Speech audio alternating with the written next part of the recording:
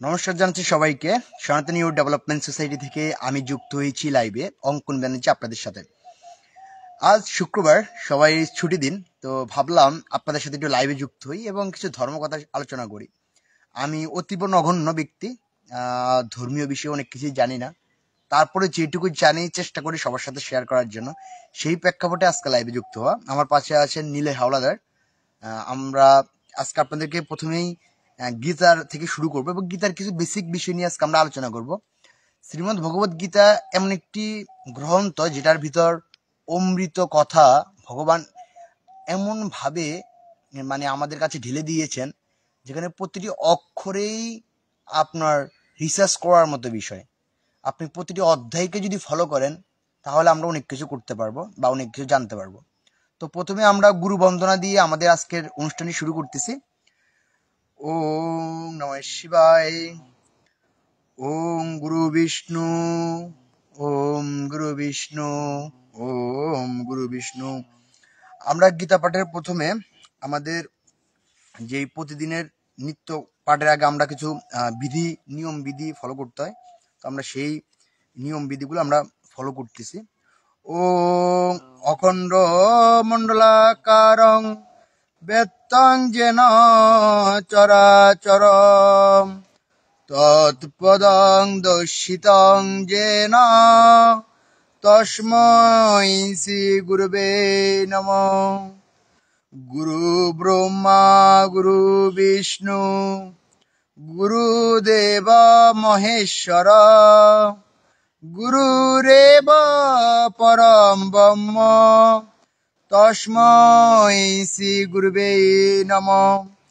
অজ্ঞানতিমিরাঞ্জস্য জ্ঞানাঞ্জনশলাকয়া চক্ষুমিলিतं येन তস্मै শ্রী গুরুবে নমঃ। পিতা স্বর্গ পিতা ধর্ম পিতাই পরমং তপ পিতাই পিতিমা পন্তে পিয়ন্তে সর্বদেবতা। হে কৃষ্ণ করুণা সিন্ধু দীনবন্ধু জগৎপথে গোপীশা গোপীশা কান্ত রাধাকান্ত নমস্তুতে। হরি বল হরি বল হরি বল। তপ্ত কাঞ্চন গৌরাঙ্গী রাধে বৃন্দে বনেশ্বরী বিষবানুসুতে দেবী প্রণমামি হরি প্রিয়ে। জয় শ্রীকৃষ্ণ চৈতন্য প্রভু নিত্যানন্দ শ্রী অদ্বৈত গদাধর শিবাসাদি গৌরভক্তবৃন্দ হরি বল হরি বল হরি বল। জয় জয় রাধে কৃষ্ণ গোবিন্দ মধুসূদন নম নারায়ণ হরে জয় জয়। শ্রীমদ্ ভগবদ গীতা প্রথম অধ্যায় প্রথম শ্লোক। ধর্মক্ষেত্রে কুরুক্ষেত্রে সমবেতা যুযুৎসব মামকা পাণ্ডবচ্চৈব কিম কুর্বত সঞ্জয়। আমরা প্রথমে শ্রীমদ্ ভগবদ গীতার প্রথম অধ্যায় প্রথম শ্লোকটি আমরা পাঠ করেছি এবং এর মাধ্যমে আমরা শ্রীমদ্ ভগবদ গীতার আজকের আলোচনাটি শুরু করতেছি। আমরা সবাই জানি শ্রীমদ্ ভগবদ গীতা ভগবান শ্রীকৃষ্ণের মুখনিসৃত বাণী। আমরা তথাকথিত অনেকগুলো গীতাই আমরা আমাদের সমাজে পেয়ে থাকি। সেখানে আপনি বিভিন্ন গীতা হচ্ছে একটা গান বা আর একমাত্র ভগবান শ্রীকৃষ্ণের গীতাতে যেই পরিমাণ তথ্যবহুল উপদেশ আছে তা আমরা অন্য গীতাতে কিন্তু অতটুকু আমরা তথ্য পাই না। আপনি যদি ফলো করেন শিব গীতা সহ প্রায় আমাদের তথাকথিত সমাজে 42 প্রকারের আমরা গীতা দেখতে পাই। সেখানে বিভিন্ন ব্যক্তিদের হিত উপদেশ তারা দিয়ে গিয়েছেন। তো ভগবান শ্রীকৃষ্ণ অর্জুন যখন যুদ্ধক্ষেত্রে গিয়ে সে বিষাদপূর্ণ অবস্থায় পড়ে যায়, তখন মূলত ভগবান শ্রীকৃষ্ণ এই গীতার জ্ঞান তাকে প্রদান করে এবং এই গীতার জ্ঞানের মাধ্যমে অর্জুন তার যেই যুদ্ধক্ষেত্রে এসে তার যে মনের ভাব যে সে যুদ্ধ করবে না, তার আত্মীয় স্বজন পরিজন প্রিয়জন সবারকে যুদ্ধক্ষেত্রে দেখে যে তারা সবাই দাঁড়িয়ে আছে, এখানে এক একজন ব্যক্তি সকলেই বড় বড় বাপের যোদ্ধা, ঠিক আছে, এবং তারা সবাই কিন্তু তাদের পরিবার পরিজন আত্মীয় স্বজন রক্ত ব্লাড, এখন কার জন্য সে অস্ত্র ধরবে, কাকে সে মারবে, দিন শেষে তো সে নিজেদেরকে হত্যা করতেছে। এই চিন্তায় সে বিভোর। সে কি এই ধর্মযুদ্ধের নামে কি সে অধর্ম করে ফেলতেছে কিনা, সে গুরুজনের দিকে তীর কিভাবে চালাবে, তার যে শিক্ষা গুরু সে তার বিপক্ষে যুদ্ধক্ষেত্রে দাঁড়িয়ে আছে। সে অর্জুন এখন খুবই বিষাদ যোগ। এখান থেকে বিষাদ যোগের মানে যাত্রা শুরু। আপনার আমরা সবাই জানি যে শ্রীমদ্ ভগবত গীতা ভীষ্ম পর্বের 25 থেকে 42 অধ্যায়েরই একটি অংশ। গীতা মহাভারতেরই একটি পার্ট। মহাভারতটা যদি আমরা ফুললি দেখি সেখানে বিভিন্ন ব্যক্তির বিভিন্ন উবাচ আছে, কিন্তু যেখানে ভগবান মানব জীবনের জন্য এবং অর্জুনকে যে পরম জ্ঞানটি প্রদান করেছেন সেটাই হচ্ছে শ্রীমদ্ ভগবত গীতা। এবার যদি আমরা দেখি শ্রীমদ্ ভগবত গীতায় টোটাল আমাদের 18টি অধ্যায় আছে। ঠিক আছে, এখানে টোটাল 18টি অধ্যায় আছে। এর প্রথমে হচ্ছে বিষাদ যোগ, এবং আমরা অর্জুনের বিষাদ যোগ, সাংখ্যযোগ, কর্মযোগ, জ্ঞানযোগ, এগুলো দেখেন আমরা যখন জন্ম নেই পৃথিবীতে আসি, যখন আমরা কোনো জ্ঞান অর্জন না থাকে তখন আমরা বিষাদময় অবস্থায় থাকি। আমাদের জীবন দুঃখ, কষ্ট, দৈন্যতায়, বিভিন্ন কিছুতেই ভরা থাকে। আমরা চাইলেও আমাদের এই সুখময় মানে দুঃখ থেকে সুখময় জায়গা যাওয়ার জন্য ভগবান ধাম ব্যতীত কোনো রকম আমরা জায়গা পাই না। আপনি যদি চেষ্টা করেন যে ভগবানকে ছাড়া আপনি এই পৃথিবীতে সুখে থাকবেন, আপনি কখনোই থাকতে পারবেন না। রাধা কৃষ্ণের যেই ঈশ্বর পরম কৃষ্ণ সচিদানন্দ বিগ্রহ, অনাদি রাধি গোবিন্দ সর্বকারণের কারণং। আপনি যদি আপনার সমাজের সকলকে যদি আপনি ফলো করেন, সবাই কিন্তু দুঃখ দৈন্যতা, হয় আর্থিক, নয় সামাজিক, নয় অর্থনৈতিক, নয় অন্য কোনো কারণ, কোনো না কোনো কারণে সে অসুস্থ বোধের ভিতরে আছে বা সে দুঃখ কষ্টে জরাজীর্ণ। আপনি নিজেকে প্রশ্ন করেন, আমি কেন দুঃখে আছি, আমি কেন দুঃখে আছি, এটা যখন নিজেকে প্রশ্ন করবেন তখন উত্তর পাবেন। যখনই আপনি সুখময় সুখ, যেটাকে আপনারা বলবেন যে অর্থনৈতিক সুখ বা আমরা বিভিন্নভাবে মানসিক সুখ বা যে কোনো সুখ আপনি প্রাপ্তি মানে হতে চান, তখনই আপনার ভগবান ধামের উদ্দেশ্যে রওনা দিতে হবে। একমাত্র মন্দিরে গেলেই মানুষের সকল চঞ্চল মন স্থির হয়। আপনি অন্য যে কোনো জায়গায় যেতে পারেন, ব্যাংকে যাবেন, আপনার কত টাকা আছে, চঞ্চলতা কাজ করবে। এসি করা রুমে বসেও আপনি শান্ত নাই, এসি করা রুমে আপনি, কিন্তু আপনার মন স্থির না। আপনি চিন্তায় আছেন কোন সময় আপনার অফিস লস খেতে পারে, কখন আপনার অফিস মানে হিসাব মিলল না, কর্মী আপনাকে ঠকাচ্ছে কিনা, পার্টনার আপনাকে ঠকাচ্ছে কিনা। আপনি এসি করা রুমে কিন্তু শান্তি পাচ্ছেন না, রাতে ঘুমাচ্ছেন বড় বিছনাতে কিন্তু শান্তি নেই। কেন শান্তি নেই? কারণ সেখানে আমাদের ভগবত ধাম নেই। আমরা সবসময় মনে প্রাণে বিশ্বাস করি ঈশ্বর পরমকৃষ্ণ সচিদানন্দ বিগ্রহ অনাদি রাধি গোবিন্দ সর্বকারণের কারণ, এটা শুধু আমরা মুখেই বিশ্বাস করি। আমরা আমাদের ভবিষ্যৎ নিয়ে এতটাই পরিমাণ চিন্তিত, এতটা পরিমাণ আমরা ভাবি যে আমাদের কি হবে সামনে, আমরা আমাদের লক্ষ্য কি, আমার যদি সামনে একটা রোগ হয়ে যায় সেই রোগে এত টাকা লাগবে, এই টাকা কই পাবো, এত আমাদের জল্পনা কল্পনা কত কিছু। কিন্তু আমরা যদি গীতার একটু ফলো করি, সেখানে দেখুন অর্জুনকে ছিল অর্জুন বিষাদ অবস্থায়। আমরা প্রতিটি মানুষ বিষাদগ্রস্ত অবস্থায় থাকি, এবং আমাদের জীবনের শেষ যাত্রা কোথায় গীতায়, সেখানে দেখবেন মোক্ষ যোগ। আমরা সবাই চাই মোক্ষ পেতে, আমরা চাই ভগবান শ্রীকৃষ্ণের ধাম আমরা যেতে, আমরা পরম ধামে যেতে চাই। আমরা সবাই সৎকর্ম করি, আমরা হরিকীর্তন কথা শুনি, ভগবানকে নিয়ে আমরা চেষ্টা করি যে ভগবানের ধামে যাওয়ার জন্য আমরা। তো যদি আপনি গীতার দিকেই আপনি ফলো করেন, গীতার প্রথম অধ্যায় বিষাদ, শেষ অধ্যায়ে গিয়ে মোক্ষ। তো তার মানে আমরা বুঝতে পারি আমাদের জীবনে, আমাদের যে জীবনটা আছে সেখানে প্রথম দিকেই আমাদের বিষাদময় থাকবে আমাদের জীবন, এবং আমাদের জীবনের শেষ গন্তব্য যদি আমরা গীতার রুলস অনুযায়ী ফলো করি, সেক্ষেত্রে আমাদের শেষের দিকে গিয়ে আমরা মোক্ষ লাভ করতে পারবো। এবং মোক্ষ লাভই যদি আপনার জীবনের গন্তব্য হয়, তাহলে অবশ্যই আপনি পরম ধাম পাওয়া খুবই সহজ। আমরা অনেকেই জানি না যে শ্রীমদ্ ভগবত গীতা এটা কখনো আলাদা একটি গ্রন্থ ছিল না। এটাকে আমাদের বৈষ্ণব তথা হিন্দু সাম্প্রদায়িক যেই আমাদের যেই অনেক আগে থেকে প্রথা বিভিন্ন কিছু ছিল, মহাপ্রভু আমাদের যে ইষ্ট দেবতা, আমরা মহাপ্রভু যারা বৈষ্ণব তথা হিন্দু সমাজ মহাপ্রভুকে অনেক প্রাধান্য দেয়, এবং মহাপ্রভুর মাধ্যমে এই সমাজের যত প্রথাগত মানে গ্যাঞ্জাম, হিংসতা, জাতপাত, এগুলো সবকিছু বিলুপ্ত করার আর জন্য মহাপ্রভুর অনেক ভূমিকা।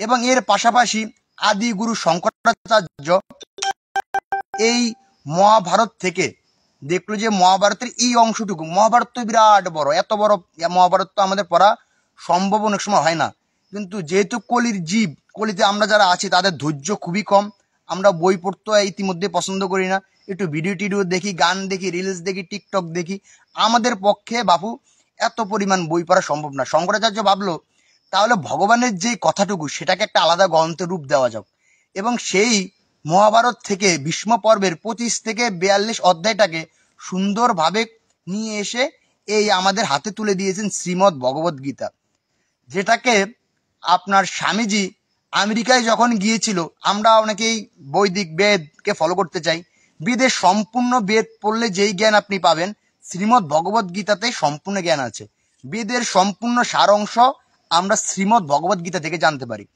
স্বামীজি যখন শিকাগোতে গিয়েছিল তখন এই শ্রীমদ্ ভগবদ গীতায় তার সাথে করে নিয়ে গিয়েছিল, এবং তখন তিনি এখানে অনেক ব্যক্তিরা বলেছিল যে তোমাদের প্রধান ধর্মীয় গ্রন্থ কি, তখন বলেছিল যে শ্রীমদ্ ভগবদ গীতা।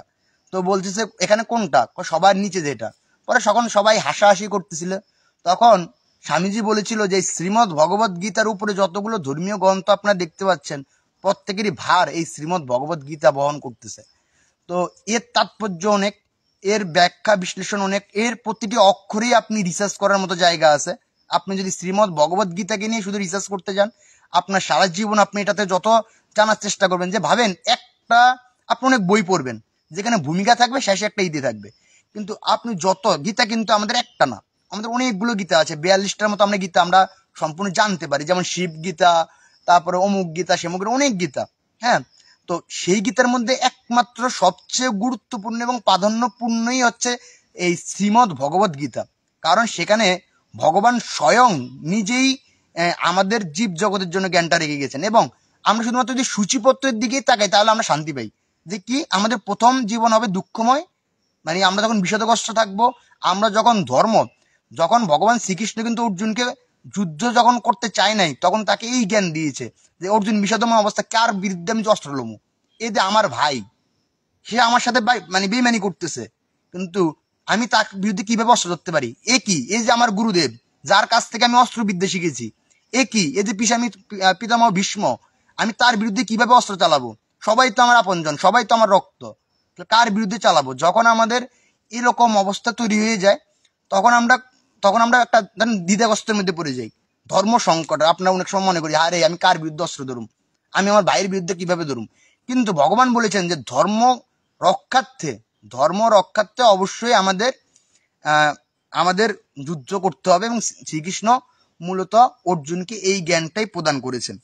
এখানে এরপরে সাংঘর্ষযোগ আছে, তারপর কর্মযোগ, জ্ঞান যোগ, কর্ম সন্ন্যাস যোগ, ধ্যান যোগ বা অভ্যাস যোগ। আমরা যে অভ্যাস দেখেন, এখানে প্রত্যেকটা জিনিসই কিন্তু গুরুত্বপূর্ণ। বিশ্বরূপ দর্শন, তারপর হচ্ছে এই বিশ্বরূপ দর্শনটাই একটা বিরাট বড় আলোচনার বিষয়, সেটা আমরা আরেকদিন আলোচনা করব। আমরা প্রথম অধ্যায়ে টোটাল আমরা 46টি শ্লোক দেখতে পাই। প্রথম অধ্যায় আমাদের গীতার প্রথম অধ্যায়ে, দ্বিতীয় অধ্যায়ে যে 72টা, এবং তৃতীয় অধ্যায়ে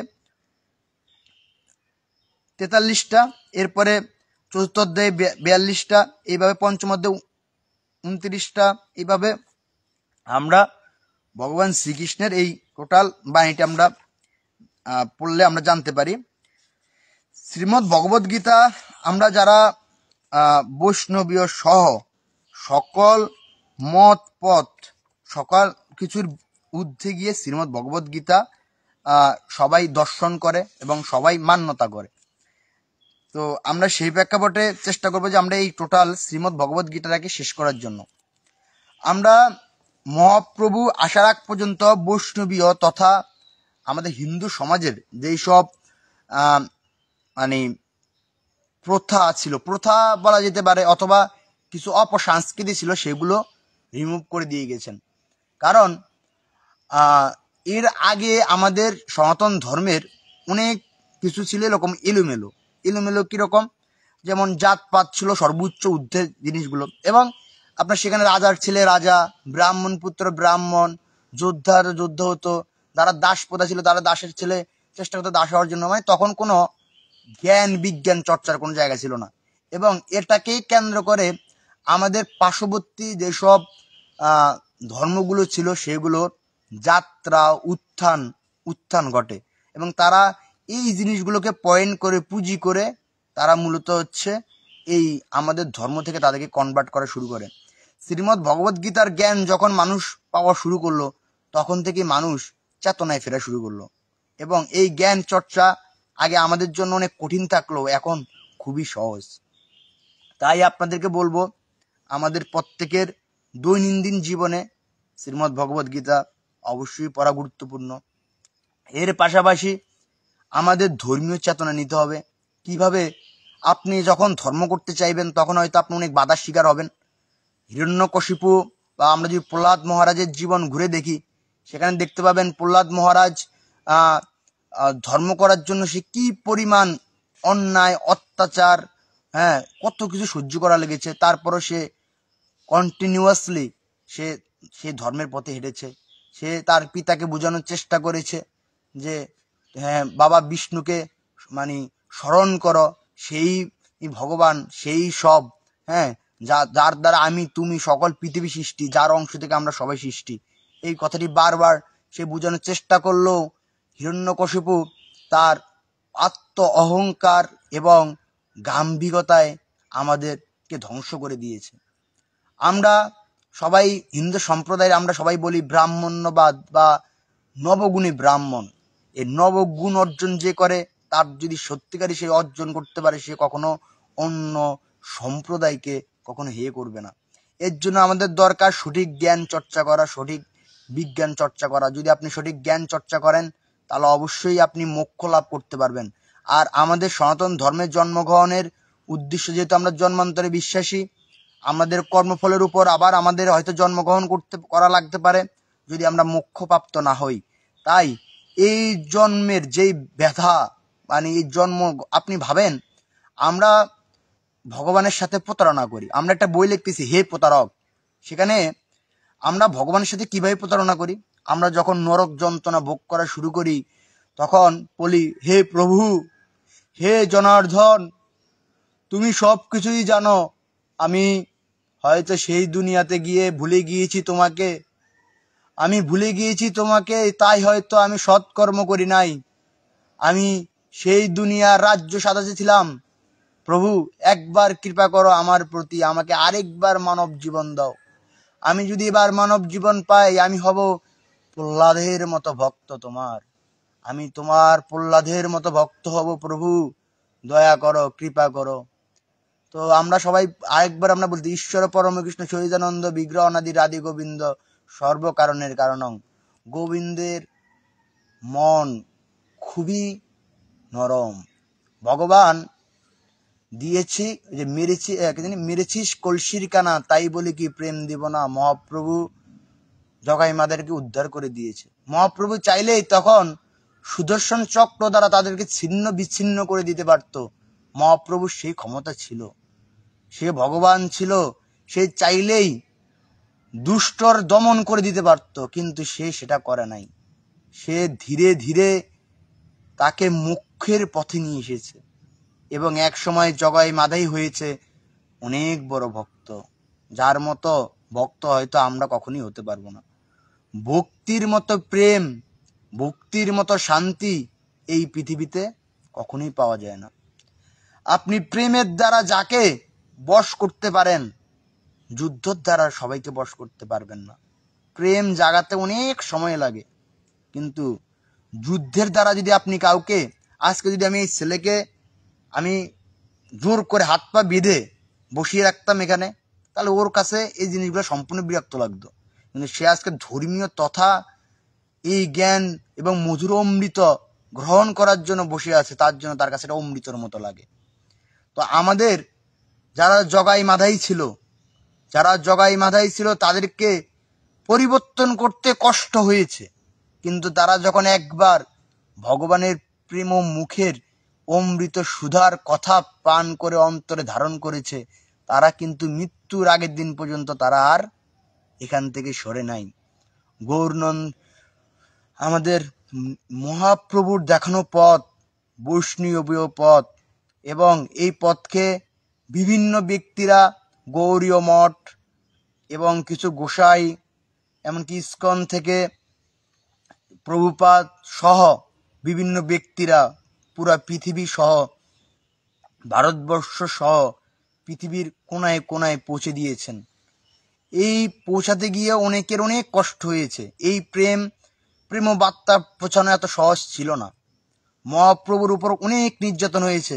মহাপ্রভু যখন এই প্রেম সবার কাছে নিয়ে নিয়ে যাওয়া শুরু করেছিল, তখন জাতপাত নিয়ে যারা ভাবত, তৎকালীন কাজী থেকে শুরু করে ব্রাহ্মণের উচ্চবর্ণীয় ব্রাহ্মণ সমাজ সহ, মহাপ্রভু নিজ ব্রাহ্মণের সন্তান থাকলেও সে সংস্কারপন্থী ছিল।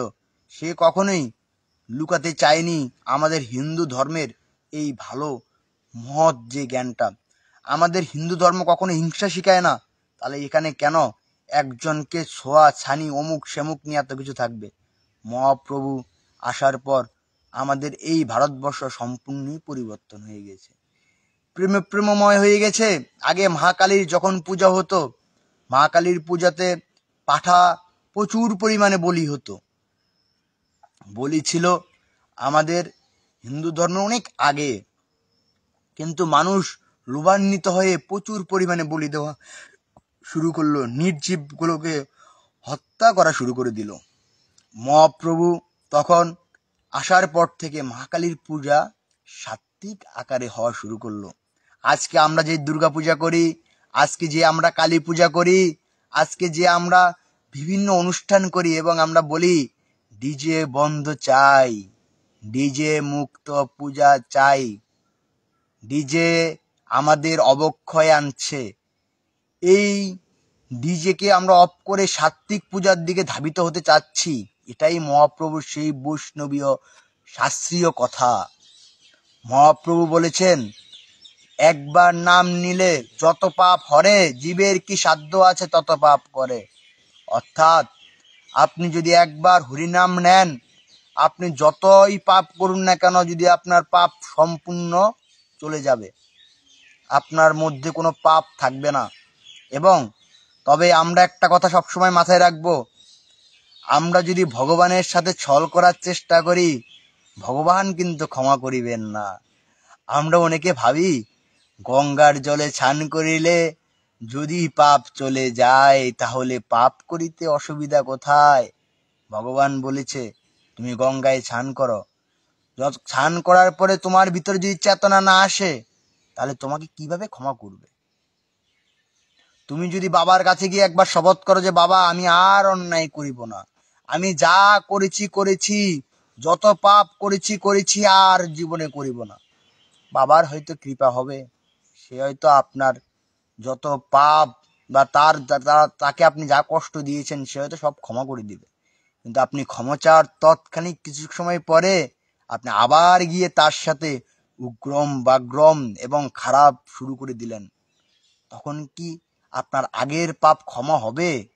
সে আবার মনে কষ্ট পাবে যে ওর ভিতর চেতনা শুধুমাত্র ক্ষয় করে করে ও আমার সাথে বেয়াদবি করতেছে। জীবে দয়া করে যেই জন সেই জন সেবিছে ঈশ্বর। এখানে জীব দ্বারা প্রতিটি জীবকে বোঝানো হয়েছে, কাউকে কষ্ট দেওয়ার জন্য না। ধর্ম কি? যা ধারণ করলে সমাজের কল্যাণ হয়, ধর্ম সেটাই ধর্ম। আমাদের উচিত সবার ধর্ম পালন করা এবং স্বধর্ম নিধনং শ্রেয়, মানে স্বধর্মে থেকে নিধন হওয়াও ভালো। তো অনেক বিষয়ে আলোচনা করলাম আপনাদের মাঝে, এবং চেষ্টা করব মাঝে মাঝে ধর্মীয় আলোচনা কথা নিয়ে আপনাদের মাঝে লাইভে আসার জন্য। যদি আপনারা লাইভটি উপভোগ করে থাকেন তাহলে অবশ্যই কমেন্ট করে জানাবেন। আমি অতীব নগণ্য একজন ব্যক্তি, আমার জ্ঞান খুবই সীমিত, তাই ভগবানের কাছে প্রার্থনা করবেন যাতে আমি জ্ঞান অর্জন করতে পারি, সেই জ্ঞান ছড়িয়ে দিতে পারি মানুষের মাঝে।